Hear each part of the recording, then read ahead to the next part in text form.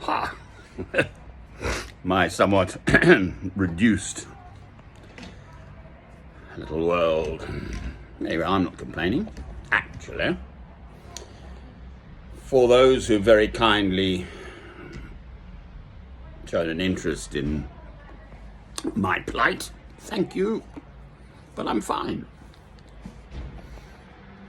Blessedly, here in the porch of the Baptist Church in St. Albans, I have seemed to have established very pleasant relations with the locals. So the caretaker, the minister and his wife even wave at me and so on. So that's sort of fine on that front, and it's been this pretty rough old weather even down south here, rain and wind. So just trying to get the cameraman organised. I am dry and I've got sufficient kit at present to cope with the current weather conditions. People go down to the South Pole, for heaven's sake. You've got to have the right kit, obviously. This is, this is just England, for heaven's sake. So, enough of that, really. And for what it's worth, I haven't got a clue, quite frankly. One is advised that in life there will be challenges, fine. Many you perhaps can explain and reconcile with God as to why and the whys and wherefores and so on. And there will be ones where there isn't a clear and obvious explanation. And then it's this, the stature of waiting. We wait for God's will to become apparent, for God's purpose to be brought to fruition.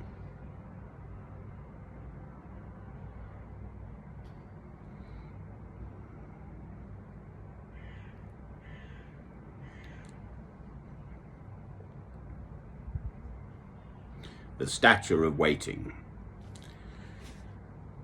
Well now,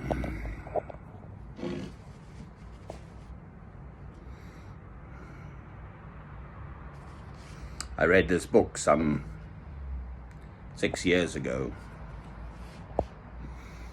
One of the things I particularly remember was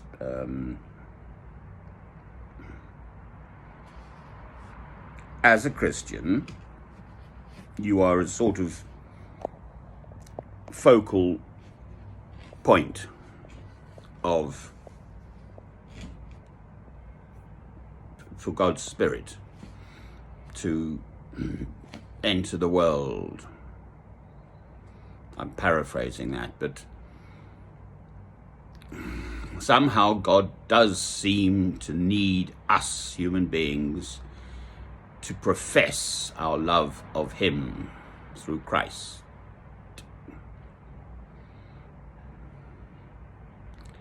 And every person who does that somehow is adding, enhancing, glorifying God.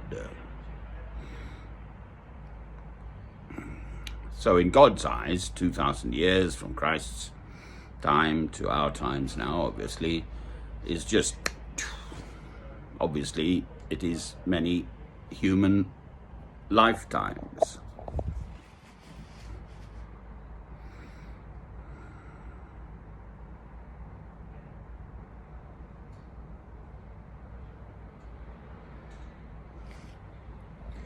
The sort of classic case, or cases, three that come to mind, are God took His chosen people, the Israelites, the Jews, the Hebrews, through the desert, out of Egypt. In the book of Exodus, it's narrated there. And it took them 40 years. Well, you could do it, I think, in something like 3 weeks if you set your mind to it, just to walk across the Sinai Desert. I believe there's even a road now. Abraham and Sarah had to wait until their old age for both of their children. So that's Ishmael, who came first, who's the sort of founding father in a way of the Muslims, and Isaac, who came through Sarah in her old age, because God can do anything. And the other one that comes to mind readily is Hannah in the book of Samuel. So Hannah waited and waited and waited, no children, and then eventually along came Samuel. I mean, in an obvious day-to-day way, waiting is good for us. You know, for a child, youngster, I want this, I want that, I want the other thing. Well, save up for it then. If you gratify every wish and whim of a youngster, well, it's no good, is it? You know, I mean, any parent will understand that. But there does seem to be a much deeper, you know, in a sense, all those who are Christian are waiting for Christ's second coming, and have been from the very early Christian days, the first century. They thought Christ was coming. And I've said it on many occasions, but this question of being prepared and ready, having your lamps filled and your wicks trimmed, it's 10 virgins, I checked. I wasn't sure it was 10 or 12, but it's 10. So the 5 had their lamps filled and their wicks trimmed, and the other 5 had to go off to market to buy stuff, and when they came home it was too late. I mean, it's a Girl Guide thing, do it now. So,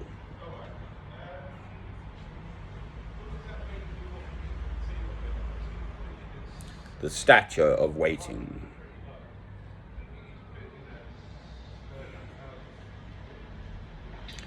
Well, it sort of comes to mind to me at the moment, because I've got another something less than 4 months now to wait till I go back to my own home. But curiously, I'm getting it back into this sort of pilgrim mode of mine, and I actually rather enjoy it. I have to get up pretty much each day, get into town, do the usual necessary stuff, charge this magic machine, meet people. That's the big matter for me. I'm in a city. I'm always somehow running into people. So this is me with my sort of Northumbrian hat on, but there were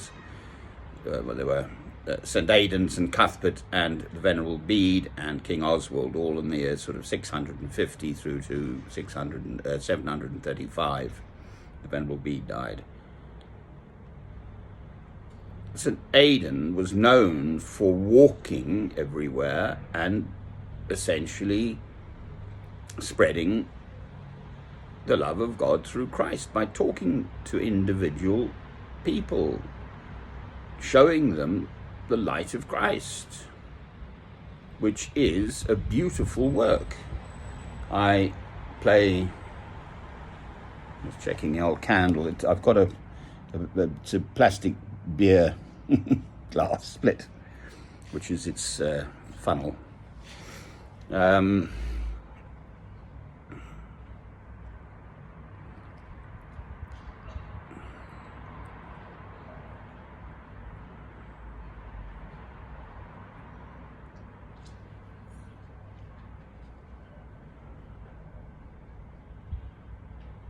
This is why we're here, to love God.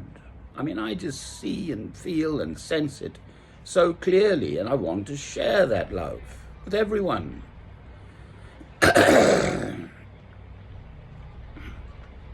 To me, in a paradoxical way, the whole matter of COVID is actually a blessing. I just see it clearly as God saying to mankind, never mind where it actually practically came from, God saying to mankind, wake up, I am the boss. Recognize that you are just human beings. So I listened to the Psalm 1 sung by someone called Kim Hill, that's right.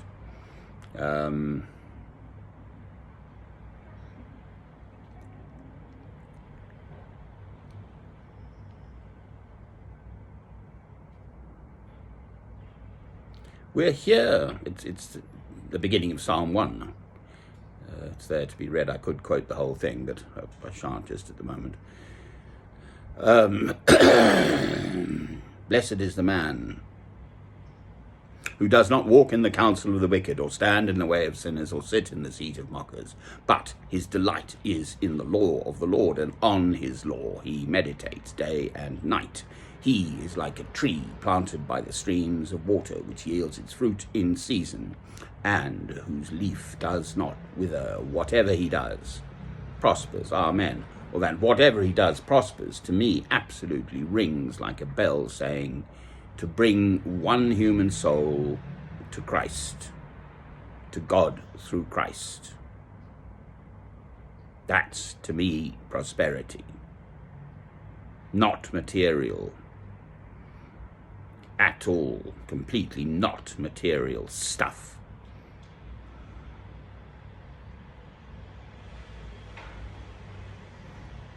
I also play a cappella Psalm 147 and sung a cappella without instruments in a chapel or whatever it means. And we are here to, we must fear God. He is an awesome, fearful God. And I've prayed about that. I mean, he's a loving God, yes. But we must fear him. And at the moment, much of the West ignores him, just as if he doesn't exist. Well, I'm sorry, that's where the trouble lies.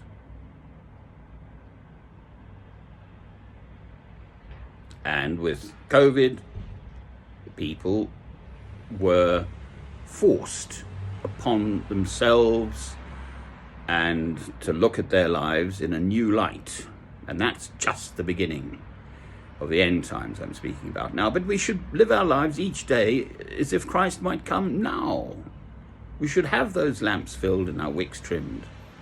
I'm sort of jumping about here, but I don't script these little, whatever they are, little speeches of mine. I just have a few ideas and see where they lead me. But it matters, this, living our lives in love, in the love of God through Christ. So, the stature of waiting, well, yes. I mean, I'm, as everyone, getting no younger. I'm now 65 years old, and I still feel I am very much awaiting something to happen. And here, lo and behold, my whole life has been turned on its head again. Well, take up your cross and follow me each day. So this is my particular little cross at the moment. And it's not that arduous, as I've already said. I'm actually, if anything, quite enjoying my time out again, having to just make do each day.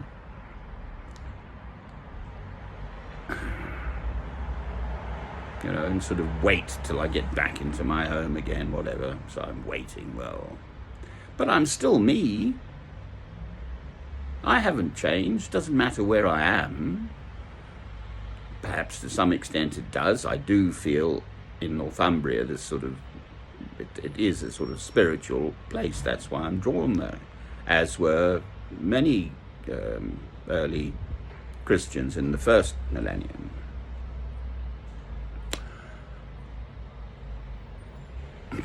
So as ever, the message is love the 2 commandments, love God, love your neighbor as yourself. Amen. It's actually quite a pleasant evening now, quite frankly. I mean, this morning down here was not so hot, but I mean, I think it's Cumbria and Scotland are getting it. Serious flooding.